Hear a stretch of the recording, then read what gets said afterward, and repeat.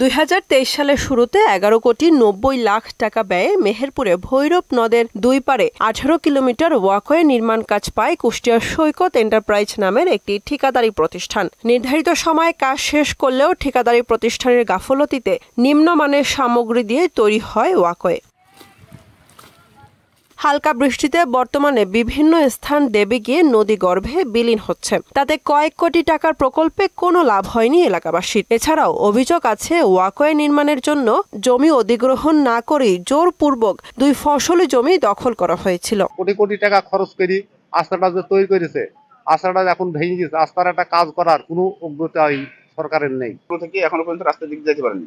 Motorcycle কারোর বাড়ির ভিতরে যেতে হয়, রাস্তা যাওয়ার কোনো চলাচল করার সেরকম কোনো ব্যবস্থা নেই। রাস্তা হয়েছে এটা মানুষের উপকারের জন্য, এটা ঠিক আছে, কিন্তু এটা তো সরকার ধরেন একবার করেনি বা পাবলিকে কোনো টাকা পায়নি, এর জন্য ক্ষতিপূরণ হয়েছে। এই ক্ষতিপূরণের জন্য জেলা প্রশাসকের কাছে আবেদনও করেছি আমরা, সেই আবেদনেরও কোনো সাড়া আমরা পাইনি। ঠিকাদারি প্রতিষ্ঠানের সাথে কথা বলে দ্রুত সময়ের মধ্যে ভাঙা অংশগুলো মেরামত করা হবে। তবে কারো জমি দখল করা হয়নি জানিয়ে এই কর্মকর্তা বললেন, 2013 সালের নদী সংরক্ষণ আইন মেনেই ভৈরব নদের দুপারে ওয়াকওয়ে তৈরি হয়েছে। বর্ষা পরবর্তীতে কিছু জায়গায় ক্ষতিগ্রস্ত হয়েছে, আমরা অভিযোগ পেয়েছি, সেগুলো আমরা সরজমিনে পরিদর্শন করেছি এবং ঠিকাদারদেরকে ইতিমধ্যে জানানো হয়েছে তাদের যে ডিফেক্ট লায়াবিলিটি পিরিয়ড সেটা চলমান আছে এই কাজগুলো ঠিক করার জন্য।